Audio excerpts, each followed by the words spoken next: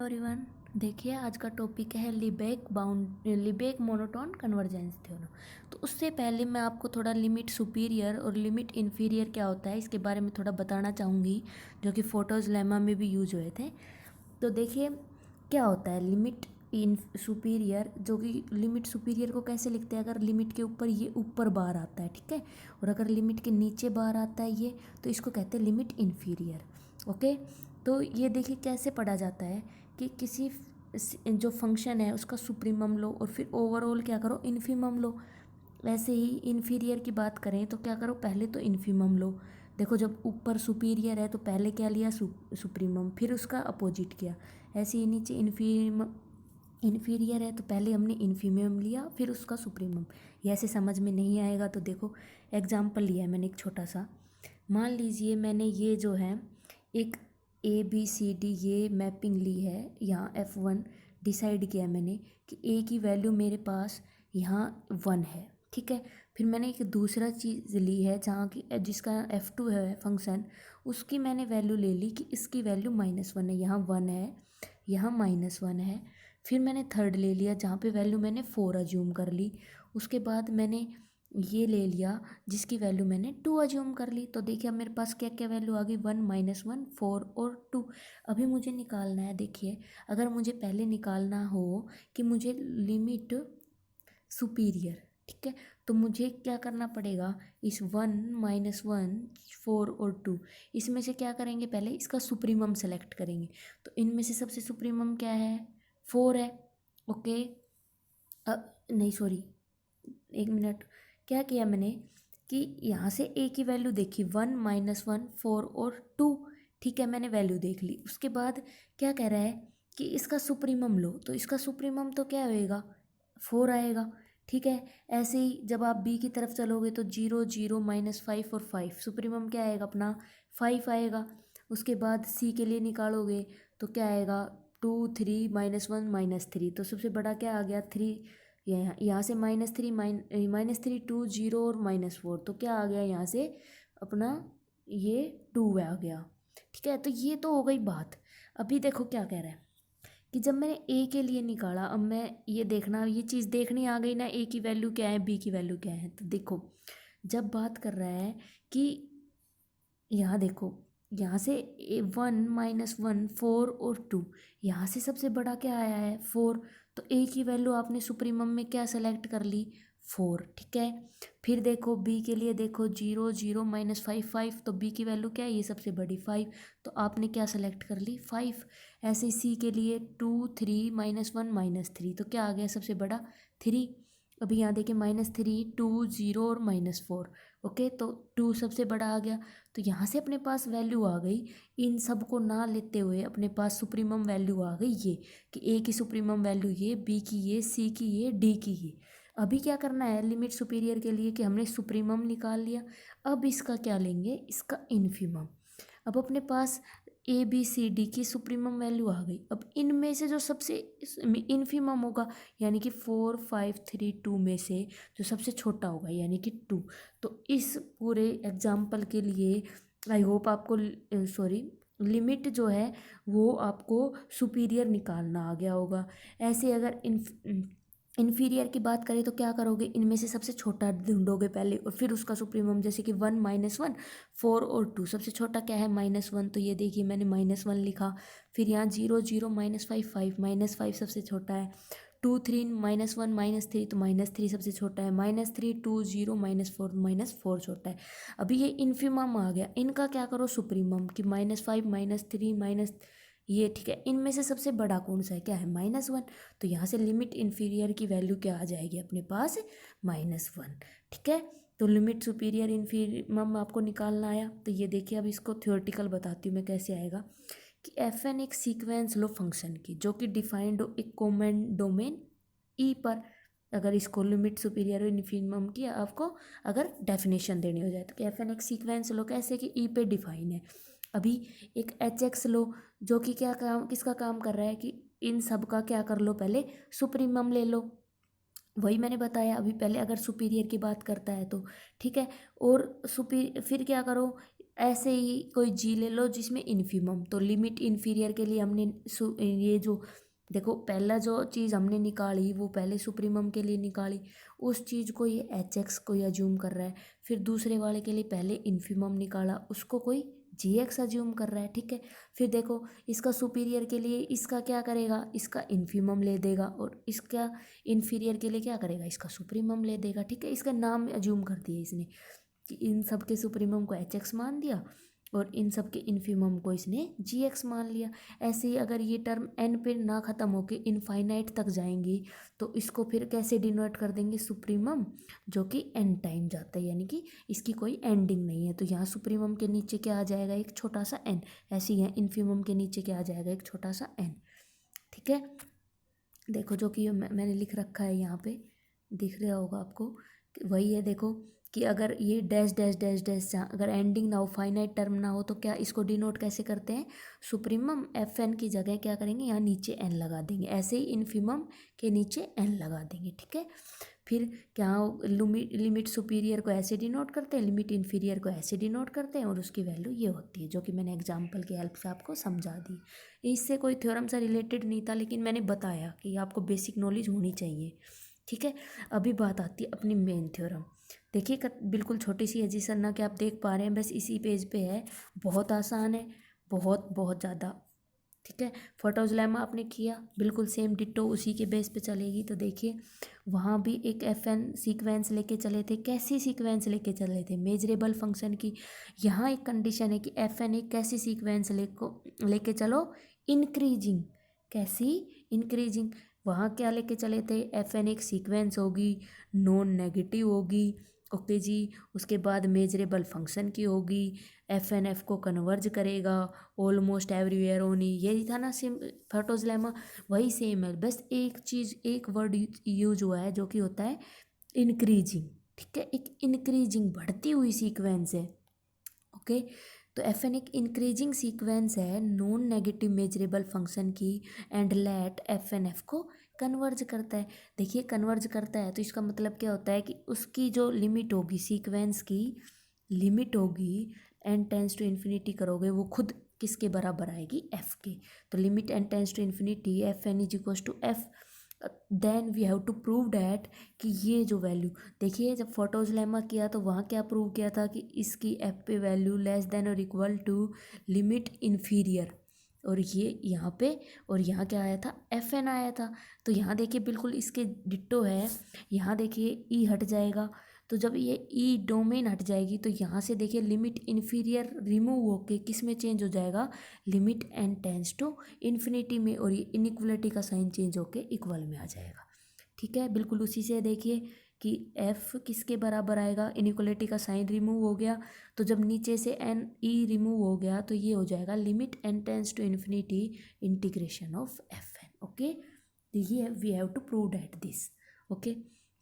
Then we have, क्योंकि हमारे पास एफ एन एक इंक्रीजिंग सीक्वेंस है, ओके। तो इंक्रीजिंग सीक्वेंस है, इसका मतलब क्या है कि एफ एन जो है वो या तो एफ के इक्वल होगा या उससे क्या होगा, एक छोटा होगा। क्या होगी, इंक्रीजिंग सीक्वेंस है तो यानी कि F one F two F three ऐसे बढ़ते हुए जाएगी, ठीक है, ओके। तो क्या होगा कि जो सीक्वेंस है वो क्या होगी, या तो एफ से, बाय डेफिनेशन ऑफ इंक्रीजिंग, तो या तो वो एफ एन की जो वैल्यू है वो या तो एफ से छोटी होगी या इक्वल होगी, ओके, फॉर ऑल एन। अभी देखो क्या कर रहा है, दोनों तरफ इसने क्या किया, इंटीग्रेशन अप्लाई कर दिया कि एफ एन की वैल्यू लेस देन और equal to F, apply integration both side, then integration F N less than और इक्वल टू इंटीग्रेशन एफ। अभी यहाँ देखिए बाई फाटोज लेमा ये क्या लिख रहा है कि इसकी वैल्यू क्या होगी, यहाँ देखिए अगर आप लेफ्ट हैंड साइड की देखें तो इसकी वैल्यू क्या होगी, इधर इसने अप्लाई कर दिया limit superior of F N is less than और इक्वल टू ये, क्यों, क्योंकि ये चीज़ जो है कम है। तो अभी देखिए कम के लिए पहले इन्फीमम अप्लाई होता है और फिर क्या होता है, सुपीरियर होता है। तो देन इसलिए इसने क्या किया है, लिमिट सुपीरियर अप्लाई किया है ताकि ये चीज़ जो है इसके इक्वल आ जाए। तो देखिए ऑल्सो फोटोज लेमा क्या कहता है कि इसकी by statement of photos lemma, जो कि मैंने अभी अभी बताया, ई ना लिखा इन्होंने, तो देखिए यही तो थी स्टेटमेंट, इसने क्या किया है, स्टेटमेंट लिख ली बाई फोटोज लेमा की, अभी मैंने जो इससे पहले वाली वीडियो कराई है ओके। अभी यहाँ देखिए कि एक बार तो एफ़ की वैल्यू लिमिट सुपीरियर से छोटी है और एक बार एफ़ की वैल्यू जो है, नहीं सॉरी, एफ़ की वैल्यू, इंटीग्रल एफ़ की वैल्यू लिमिट सुपीरियर से तो बड़ी है और यहाँ इंटीग्रल एफ़ की वैल्यू लिमिट इन्फीरियर से क्या है, छोटी है। तो यानी कि एफ़, ये जो वैल्यू है इन दोनों के बीच में लाई करती है कि सुपीरियर से बड़ी और इन्फीरियर से छोटी। तो वही क्या है, मैंने देखो फर्स्ट और सेकंड को कंबाइन करके लिख दिया। ओके, देखो यहाँ तक समझ में आया कि एफ एन एक सीक्वेंस ली है, एफ एन एक सीक्वेंस ली, कैसी सीक्वेंस, इंक्रीजिंग सीक्वेंस है, नॉन नेगेटिव मेजरेबल फंक्शन की एफ एन एफ को कन्वर्ज करता है। तो by definition limit N tends to infinity F N की वैल्यू क्या होगी, एफ होगी। और एफ, हमें we have to prove that कि एफ की वैल्यू क्या होगी, limit N tends to infinity F N. Okay, अभी हमने रिजल्ट यूज़ किया बाय स्टेटमेंट कि एफ एन अगर एक इंक्रीजिंग सीक्वेंस है, इंक्रीजिंग सीक्वेंस है तो क्या होगी, एफ एन की वैल्यू लेस देन और इक्वल टू होगी एफ से। दोनों तरफ क्या किया, इंटीग्रेशन, दोनों तरफ इंटीग्रेशन, यहाँ इसकी वैल्यू इससे छोटी है तो इसका मतलब इसका जो सुपीरियर होगा उसकी भी वैल्यू क्या होगी, इस एफ से के इंटीग्रेशन से छोटी होगी।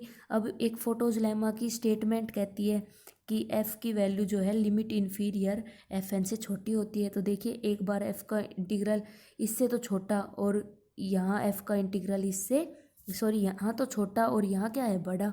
तो दोनों को कंबाइन किया तो यानी कि इसकी वैल्यू क्या आएगी इन दोनों के बीच में। अभी देखो, लेकिन जो एफ एन है वो क्या है, नॉन नेगेटिव भी है। और दूसरा हम पढ़ के आए थे कि फोटोज लेमा की वो बाउंडेड भी था और हर बाउंडेड क्या होता है, कन्वर्जेंट होता है। तो यहाँ से क्या होगा कि एफ एन कर कन्वर्जेंट है। देन अगर एफ एन एक सीक्वेंस कन्वर्जेंट की है तो कन्वर्जेंट में क्या होता है कि किसी सीक्वेंस का सुपीरियर इन्फीरियर किसके बराबर होता है, उसकी लिमिट के बराबर। तो यहाँ क्या होगा कि एफ एन मेरा क्या है, मेरा क्या कन्वर्जेंट है। तो कन्वर्जेंट होने के कारण क्या होगा कि ये जो लिमिट सुपीरियर और लिमिट इन्फीरियर है किसके बराबर आ जाएंगे, लिमिट ऑफ एफ एन। तो देन सिंपली ये बाय यूजिंग दिस, ये रिजल्ट यूज़ करके हम क्या करेंगे, इन दोनों की जगह, इन्फीरियर और सुपीरियर की जगह क्या लगा देंगे, सिर्फ सिंपल सा लिमिट। अभी यहाँ देखिए, जब यहाँ ऊपर सुपीरियर और यहाँ इन्फीरियर था तो हम इसको इक्वल नहीं कह सकते थे क्योंकि ये दोनों में डिफरेंस है। लिमिट सुपीरियर और इन्फीरियर की वैल्यू भी अलग अलग आती है, जो कि मैंने अभी अभी डेफिनेशन आपको एग्जाम्पल के थ्रू कराया था कि वहाँ दोनों की वैल्यू अलग आई थी। लेकिन बाय यूजिंग दिस रिजल्ट कि ये दोनों जो है इक्वल है, जब दोनों लिमिट सुपीरियर और इन्फीरियर दोनों इक्वल हैं, then we have to say that कि अगर एक बार ये चीज़ इससे छोटी और एक बार ये चीज़ इससे बड़ी, ये कब पॉसिबल है, अगर वो दोनों क्या हो, इक्वल हो। ठीक है, तो यहाँ पे अपना क्या होगा, रिजल्ट प्रूव होता है। यही है अपनी Lebesgue monotone convergence theorem. I hope समझ में आई होगी, कुछ था ही नहीं। देखो कि एफ एन एक इंक्रीजिंग सीक्वेंस है, यहाँ से एफ एन क्या हुआ, एफ से छोटा, दोनों तरफ इंटीग्रेशन, ये छोटा तो इसका लिमिट सुपीरियर भी छोटा। फोटोज लेमा क्या कहता है कि इसकी वैल्यू इसके लिमिट इन्फीरियर से छोटी। अभी यहाँ देखिए ऊपर सुपीरियर नीचे इन्फीरियर, दोनों को इक्वल नहीं कह सकते, लेकिन हमें एक रिजल्ट पता है कि एफ एन अगर बाउंडेड है तो एफ एन कन्वर्जेंट होगा, कन्वर्जेंट है तो सुपीरियर इन्फीरियर की वैल्यू बराबर बराबर होते क्या होगा, रिजल्ट प्रूव हो गया। ठीक है, अभी ये एक बहुत ज़्यादा आता है कि इसके ऊपर एक कि एक एग्जाम्पल दो मोनोटोन कन्वर्जेंस थ्योरम का, does not hold for decreasing. क्या है, क्या मोनोटोन कन्वर्जेंस थ्योरम जो है ये तो हमने मान लिया कि अगर एफ एन को अगर एक इंक्रीजिंग सीक्वेंस लेके चलते हैं ना तो क्या होगा कि मोनोटोन कन्वर्जेंस थ्योरम होल्ड करती है। लेकिन क्या अगर हम डिक्रीजिंग का केस लें तो क्या ये पॉसिबल है, हाँ जी नहीं है ये पॉसिबल, बिल्कुल नहीं है। ओके, तो कैसे नहीं है, उसके लिए एक एग्जांपल देंगे हम रिजल्ट को अपने को दिखाने के लिए। तो क्या किया, एक एफ एन एक्स सीक्वेंस ली, एफ एन एक्स की वैल्यू क्या ली, या तो जीरो होगी या फिर वन होगी। जीरो कब होगी, अगर एक्स की वैल्यू एन से छोटी आती है, और वन कब होगी, अगर एक्स की वैल्यू वन या वन से बड़ी आती है। तो क्लियरली वी सी डैट कि this is a decreasing sequence, ये डिक्रीजिंग सीक्वेंस है नॉन नेगेटिव मेजरेबल फंक्शन की। तो देखिए when you apply limit N tends to infinity, क्या कर रहा है कि अगर आप इसको इन्फिनिटी को टेंड कराते हैं तो देखिए जब एक्स की वैल्यू, अभी यहाँ देखिए एक्स की वैल्यू एन से छोटी, अभी यहाँ देखिए तो इसके ऊपर अगर आप लिमिट अप्लाई करते हो देन कि हमारे पास क्या आएगा कि ये वाला चीज़ फॉलो हो रही है, तो यहाँ से क्या हुआ, ये जीरो हो गया ऑलमोस्ट एवरीवेयर। मैंने बताया था कि ऐसी प्रॉपर्टी जो जिस पॉइंट पे होल्ड नहीं करती उस सेट की मेजर क्या होगी, जीरो होगी। ओके, तो यहाँ से क्या हुआ कि अगर उसकी लिमिट जीरो है तो by using Lebesgue monotone convergence theorem इसकी पूरे की वैल्यू क्या थी, एफ थी। देखिए यहाँ देखो, देन यहाँ यहाँ ठीक है। तो क्या हुआ, बाय यूजिंग दिस इसकी वैल्यू क्या हो गई कि अगर इसकी लिमिट जीरो तो ये एफ जीरो, तो इसका इंटीग्रेशन भी क्या होएगा, जीरो होएगा। अब यहाँ देखिए, इसको सिंपली क्या किया है, दो पार्ट में डिवाइड कर दिया, इस इंटीग्रेशन को दो पार्ट में। कैसे डिवाइड किया है कि एक तो माइनस इन्फिनिटी से एन और एक एन से इन्फिनिटी, यानी कि इसकी वैल्यू कहाँ से कहाँ तक, माइनस इन्फिनिटी से कहाँ तक जाएगी, इन्फिनिटी। डिक्रीजिंग सीक्वेंस है इसलिए, ठीक है। तो अभी देखो क्या किया है, जब माइनस इन्फिनिटी से एन है तो बाय आवर अजम्पशन कि जब एक्स की वैल्यू एन से छोटी है, ठीक है, यानी कि छोटी है, यानी कि कहीं नेगेटिव पॉइंट से और किसी एन तक जाएगी, तब वैल्यू अपनी क्या है, जीरो। लेकिन जब एन से और किसी पॉजिटिव टाइप यानी कि इन्फिनिटी की तरफ जाती है तब क्या है, वन है, ठीक है। तो by using this minus infinity to N और एन से इन्फिनिटी, तो ये चीज़ यहाँ एफ एन की वैल्यू जीरो और यहाँ वन। तो ये देखिए, ये जीरो वाला पोर्शन तो जीरो प्लस ये इन्फिनिटी माइनस एन, जब लिमिट रखोगे इसमें तो ये क्या आएगा, कुछ जीरो ही आएगा। तो जीरो प्लस इन्फिनिटी क्या होता है, इन्फिनिटी। अभी देखिए, एक बार तो इसकी वैल्यू क्या आ रही है, जीरो, और एक बार इसकी वैल्यू क्या आ रही है, इनफाइनाइट, ठीक है। तो क्या होगा, वन और टू इक्वल है, नहीं है। जब ये इक्वल नहीं है तो क्या होगा, सॉरी, जब ये इक्वल नहीं है तो ये चीज़ है नहीं, तो डिक्रीजिंग के लिए ये चीज़ क्या करेगी, फॉलो नहीं करेगी। देखो सिंपली यह जंक्शन, ये हमें याद रखना पड़ेगा कि एफ एन एक्स की वैल्यू क्या लेके चलें, बस इतनी सी चीज़ याद रखनी है। ये चीज़ ध्यान में आई तो डिक्रीजिंग सीक्वेंस है, लिमिट अप्लाई किया, इसकी वैल्यू जीरो, तो बाई लिबेक मोनोटोन क्या होगा, इसकी वैल्यू एफ के इक्वल, तो एफ की वैल्यू जीरो तो उसका इंटीग्रेशन भी जीरो।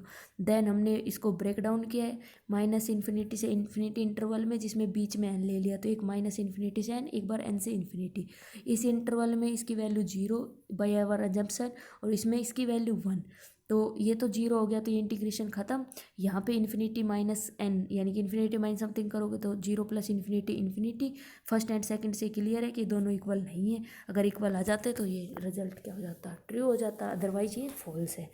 ओके, तो मैंने ये बताया लिबेक मोनोटोन कन्वर्जेंस डिक्रीजिंग के लिए क्यों नहीं करती, ये भी बता दिया है, साथ साथ सुपीरियर और इन्फीरियर को भी आपको समझा दिया है। आई होप आपको समझ में आया होगा, वीडियो पसंद आई होगी, अपने फ्रेंड्स के साथ शेयर करना।